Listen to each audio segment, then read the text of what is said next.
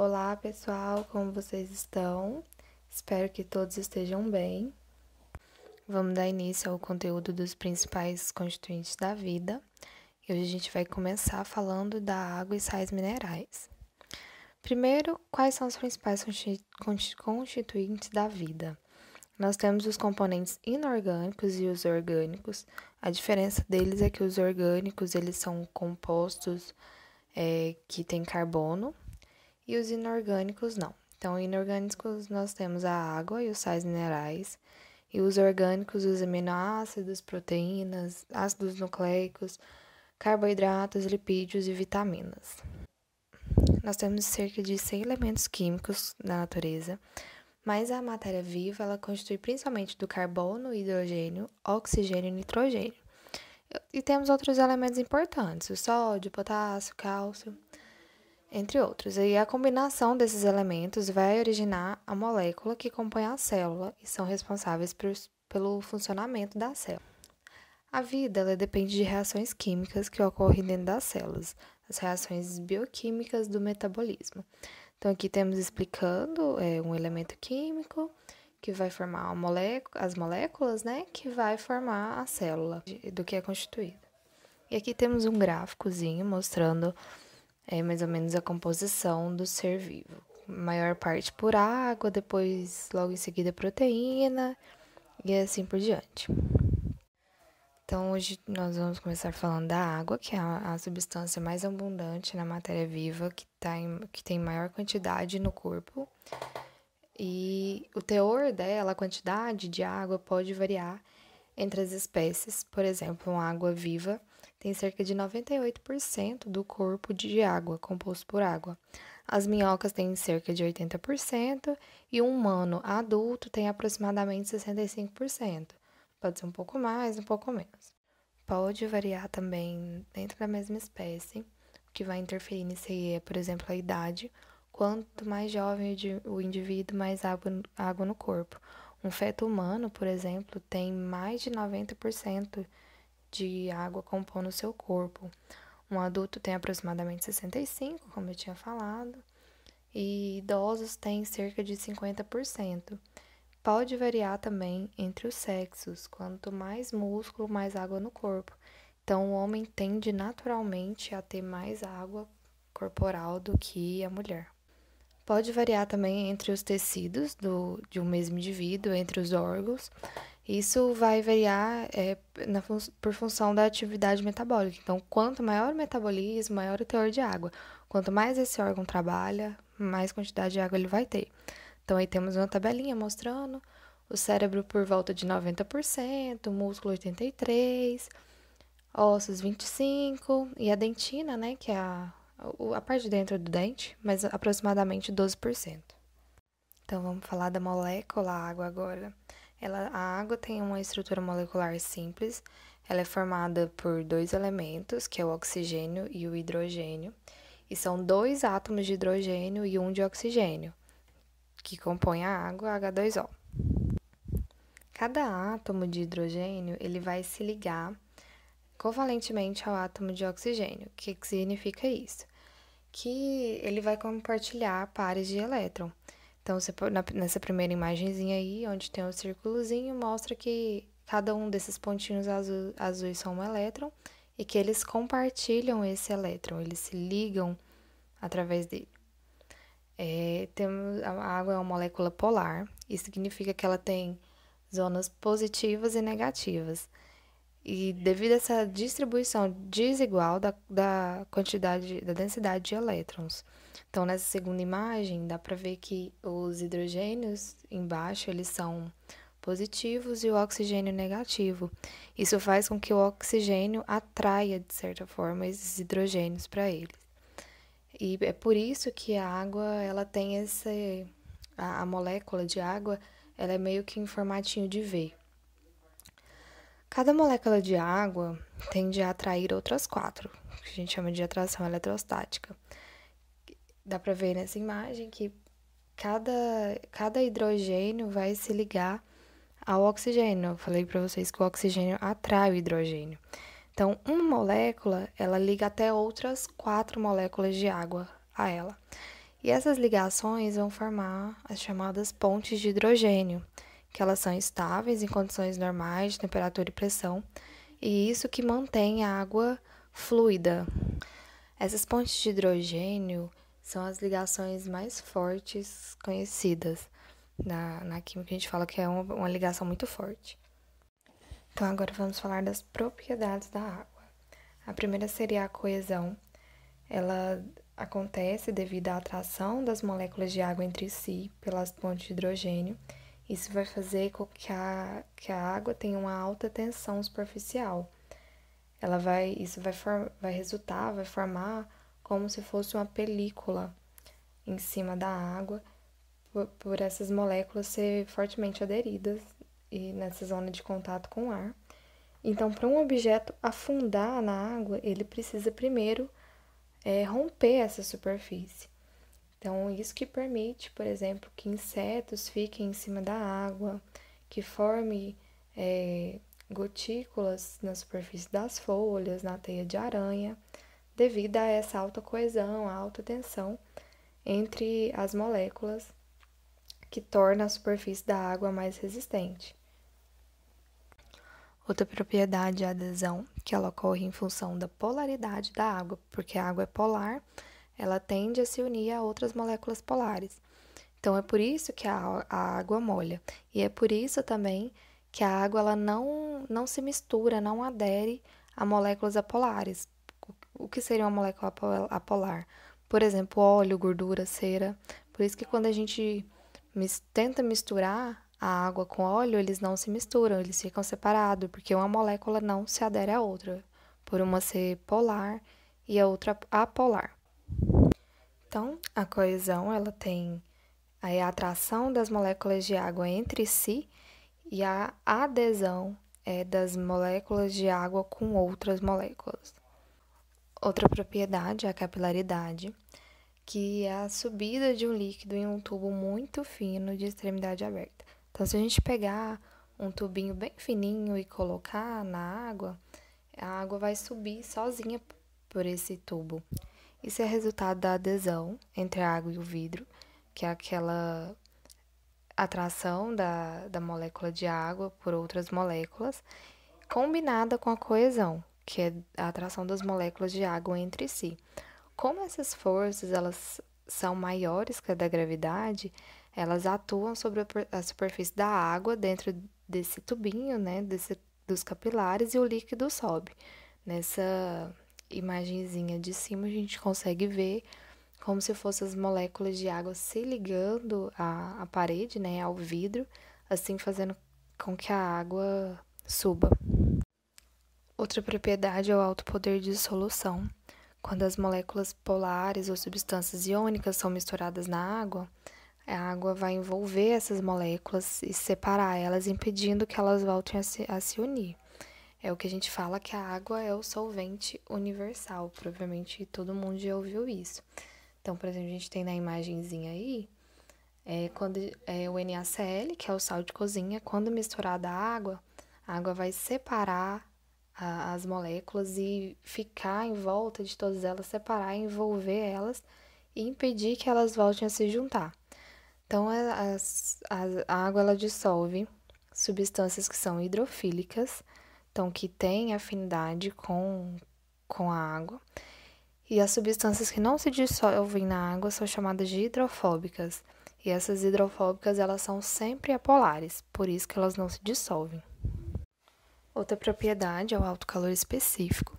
Isso significa que a gente precisa de muito calor, de muita energia, para conseguir elevar a temperatura da água.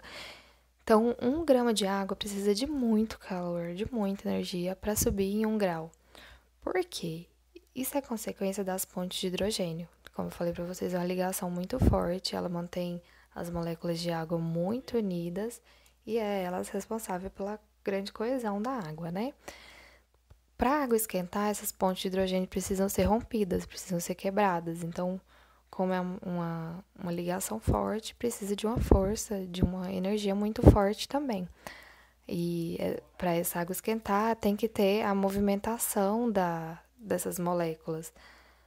Então, por isso, tem a necessidade de uma grande quantidade de calor para romper um número suficiente das pontes de hidrogênio que permita essa movimentação, consequentemente, o aquecimento da água.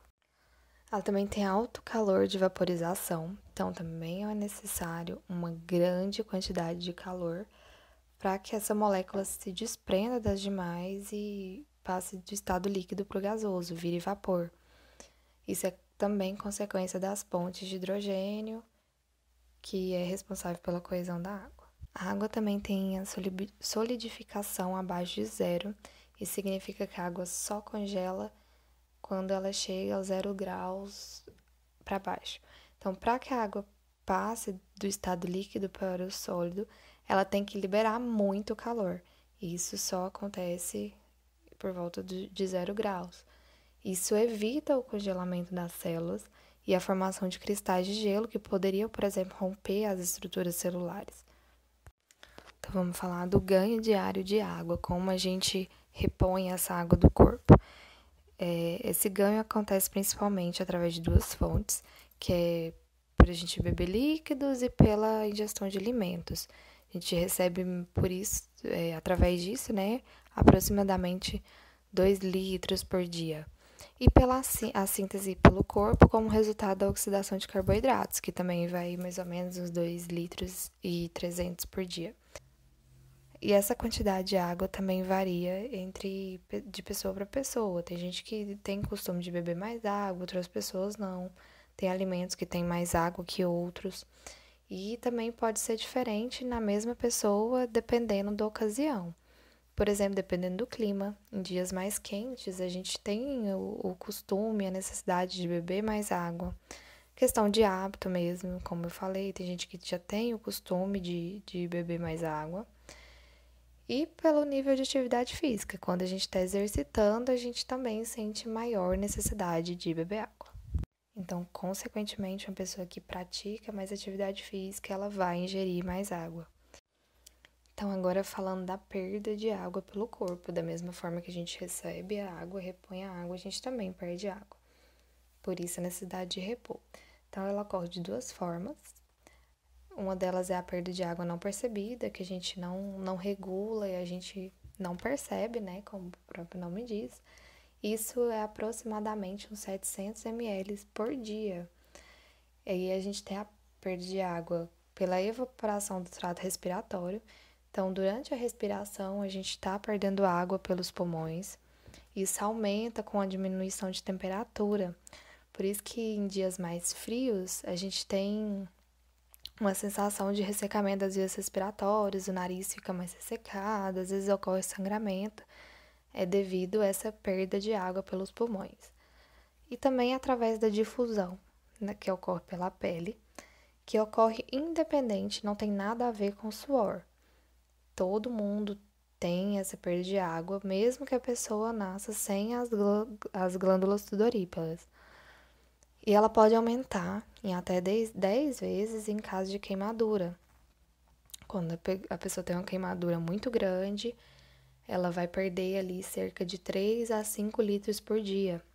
Sendo que em dias normais, né, com a pele normal, sem queimadura, seria cerca de 300 a 400 ml. Então, por isso que as vítimas de queimadura têm que receber uma grande quantidade de líquido, de preferência pelo soro, para equilibrar essa perda de líquido. E também temos a perda de água que a gente consegue perceber, por exemplo, através do suor. Isso é totalmente variável, tem pessoas que transpiram mais, outras menos. Pode depender, questão de atividade física também. Quando a gente está praticando atividade física, a gente tende a suar mais. Depende da temperatura do ambiente, quanto mais calor, mais a gente sua também. O suor, ele serve para regular a temperatura corporal. Então, é como se essa água passasse pelo nosso corpo, capturando ali aquele calor e jogasse para fora para evaporar.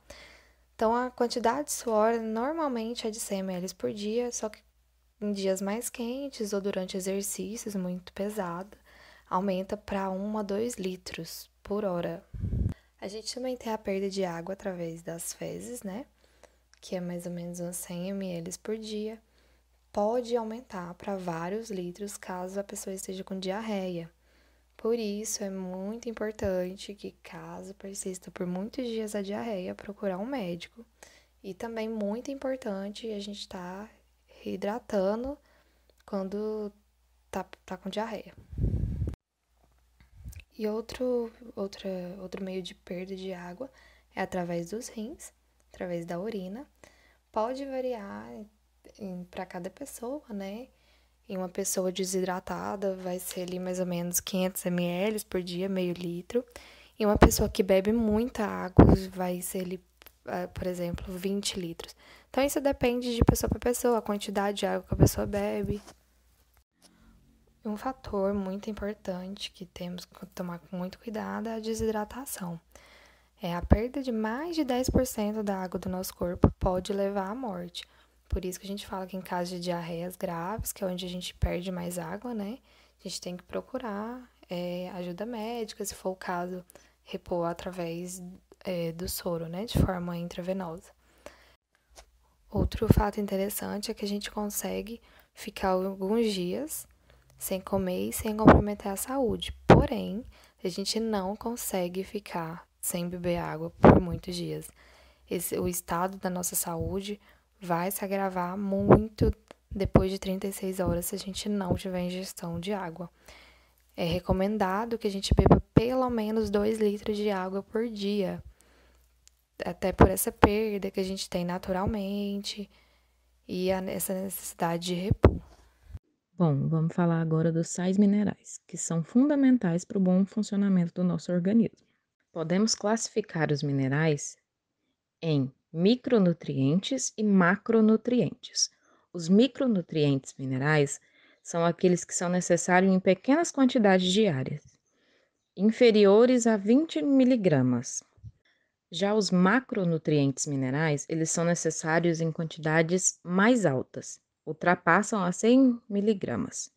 Caso a gente não tenha na nossa dieta os sais minerais necessários, pode ocorrer a fome oculta. O que é essa fome oculta?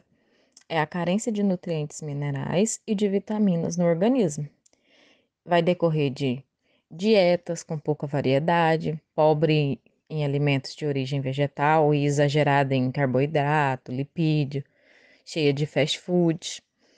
Ocorre tanto em pessoas normais quanto em pessoas obesas e está presente em todas as classes sociais. Vai provocar um desânimo, uma dificuldade no raciocínio, fadiga muscular e até a queda de cabelo. Agora vamos ver a importância desses minerais para o nosso corpo e alguns distúrbios quando esses minerais são ingeridos a mais ou a menos. Cálcio. O cálcio participa da formação e a manutenção da estrutura dos nossos ossos e dentes.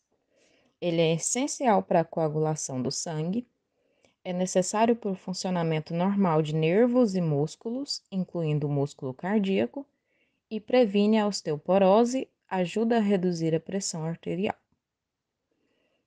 Onde ele é encontrado? Ele é encontrado em leite, derivados do leite, como queijo, em cascas de ovos, em ostras, sardinha, soja e vegetais verdes escuros. A deficiência do cálcio pode causar raquitismo, que é deformações no esqueleto, osteoporose, que é a diminuição da massa óssea em pessoas idosas, por exemplo, isso é comum. Pode causar também distúrbios endócrinos, como hipertiroidismo, que é a superatividade da glândula tireoide, que gera desequilíbrio hormonal e perda de peso.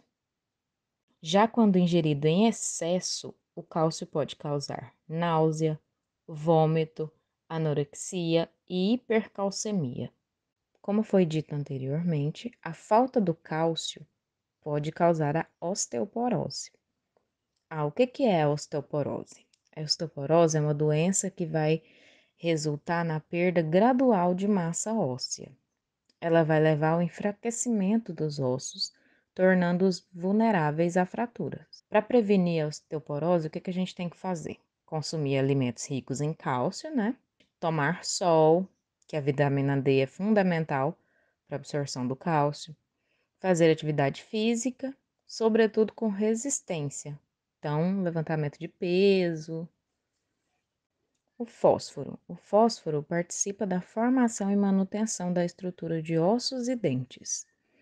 Ele é indispensável para a formação do ATP, que é uma molécula que armazena e transfere energia na célula. O fósforo.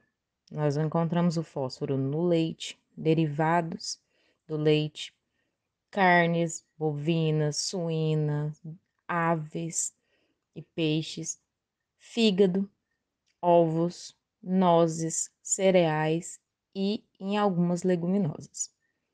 A deficiência do fósforo pode causar falta de apetite, emagrecimento, náusea, vômito, tontura, vertigem. Potássio. O potássio atua na manutenção do equilíbrio hídrico, influencia a contração muscular e a atividade dos nervos, na transmissão de impulsos nervosos. Importante na regulação da pressão sanguínea e participa da síntese de glicogênio, de proteínas e do metabolismo energético. Então, as fontes do cálcio são verduras, frutas, leguminosas, carnes e leite. Feijão, ovos, castanha do Pará também. A deficiência do potássio pode causar uma sede excessiva, perda de apetite, arritmia, fraqueza muscular, apatia. Dietas ricas em potássio previnem a hipertensão, que é a pressão arterial alta, e doenças cardiovasculares. Sódio. O sódio ele também vai atuar na manutenção do equilíbrio hídrico. Ele é importante na transmissão dos impulsos nervosos e na contração muscular. E onde a gente encontra o sódio? A gente encontra o sódio no sal marinho, que é aquele sal de cozinha, o sal que a mamãe usa para cozinhar. Em frutos do mar, também é encontrado. A deficiência do sódio pode causar baixa de pressão, câimbras musculares, secura na boca e vômitos.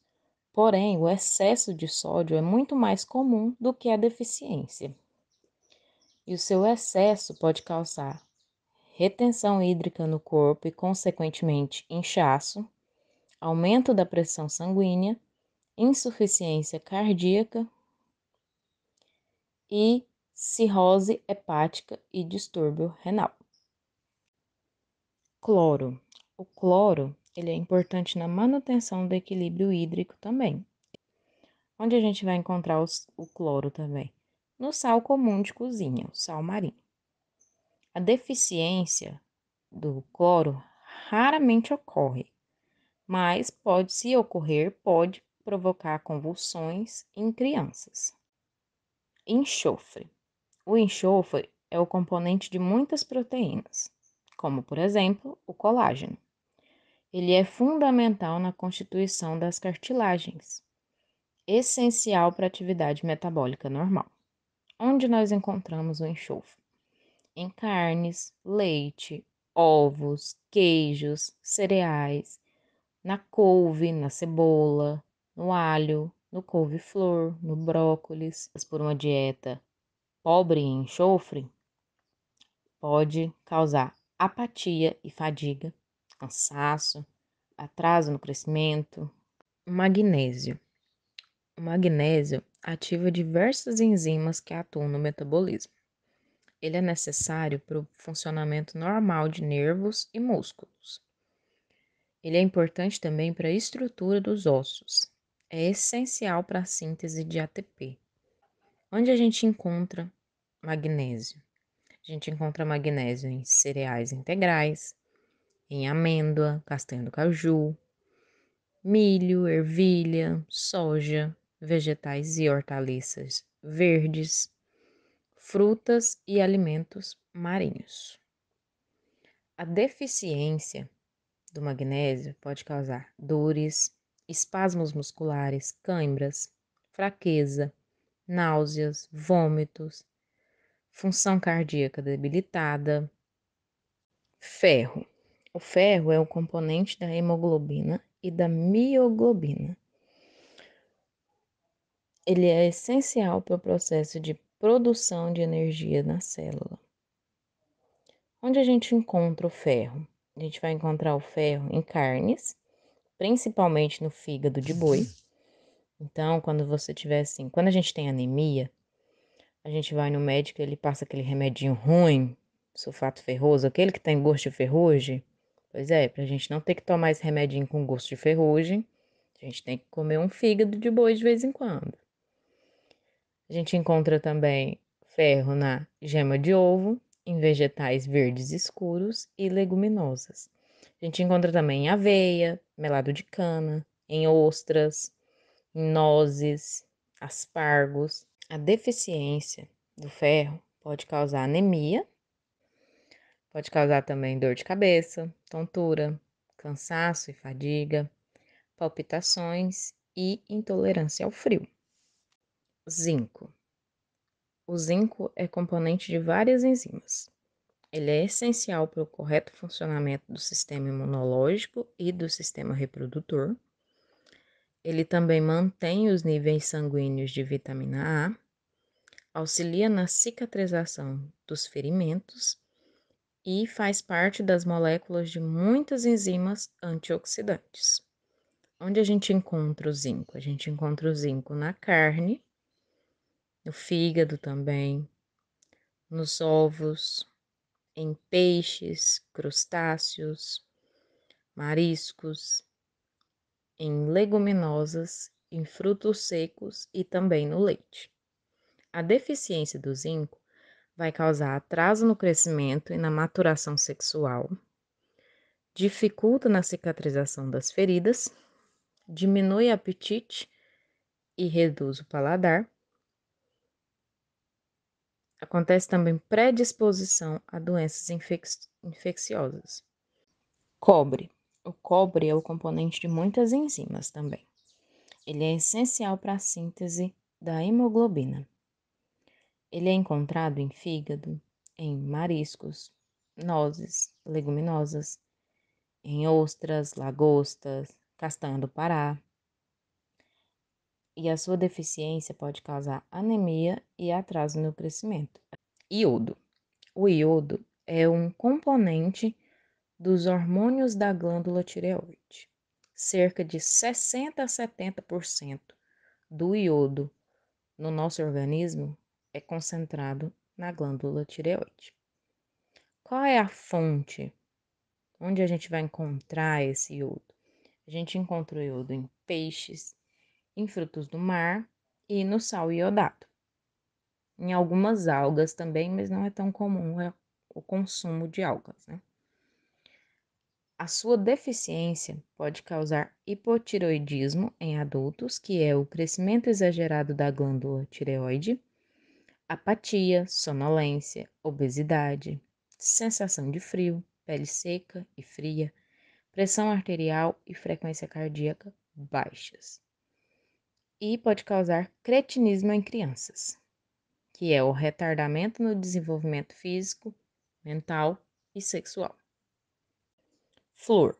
O flúor é importante para a manutenção da estrutura dos ossos e dos dentes. Ele protege os dentes contra cáries. Onde a gente encontra o flúor? O flúor a gente encontra na água fluorada, na água que a gente bebe, a gente tem a água fluoretada. A gente encontra também em vinhos, em chá e em alguns frutos do mar. A deficiência do flúor pode causar predisposição a cáries. Cromo. O cromo, ele atua no metabolismo energético e no metabolismo da glicose. Ele é importante para a manutenção dos níveis de açúcar no sangue e para o controle da taxa de colesterol. Onde a gente encontra o cromo? A gente vai encontrar o cromo em carnes, em cereais integrais, em levedo de cerveja, em batata, em frutas, no fígado do boi, na pimenta negra. E A deficiência do cromo pode causar emagrecimento, cansaço e fadiga e hipoglicemia. Selênio. O selênio atua como um poderoso antioxidante. O selênio atua também na prevenção de anemia e esterilidade, em associação com a vitamina E. Onde a gente encontra o selênio? A gente encontra o selênio em carne bovina, em fígado, em mariscos, em cereais, em leguminosas e em peixes. A deficiência do selênio pode causar fraqueza muscular, dores musculares e aquelas manchas brancas nas unhas. Cobalto. O cobalto é um componente da vitamina B12 e ele é essencial para a produção dos glóbulos vermelhos do sangue. Onde a gente vai encontrar o cobalto? A gente encontra o cobalto em carnes, em ovos e em laticínios. A deficiência do cobalto causa anemia perniciosa. Manganês. O manganês é necessário para a ativação de diversas enzimas e é importante na utilização da glicose para o fornecimento de energia. Onde a gente vai encontrar esse manganês? A gente vai encontrar o manganês em cereais integrais, em frutas, verduras e leguminosas. A deficiência de manganês pode causar emagrecimento, fadiga, falta de resistência física. Molibdênio. O molibdênio é necessário para a ativação de algumas enzimas. Onde a gente vai encontrar esse molibdênio? A gente vai encontrar esse molibdênio em carnes, em ovos, em leite, nos derivados do leite, em cereais integrais, em verduras verdes escuras, leguminosas.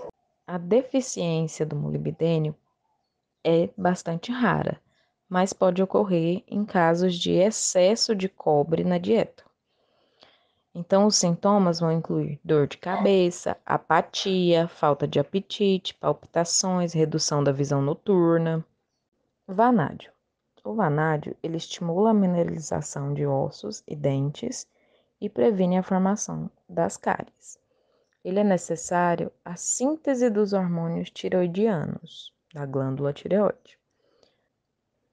Onde a gente vai encontrar ele? A gente vai encontrar ele em mariscos, em cogumelos e na salsinha.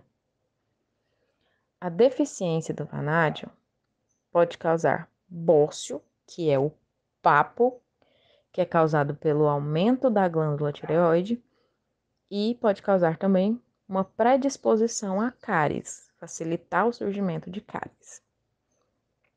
Lítio. O lítio, ele é essencial para o equilíbrio do sistema nervoso. A gente encontra o lítio na água mineral, em algumas algas, na couve, na mostarda e no gengibre.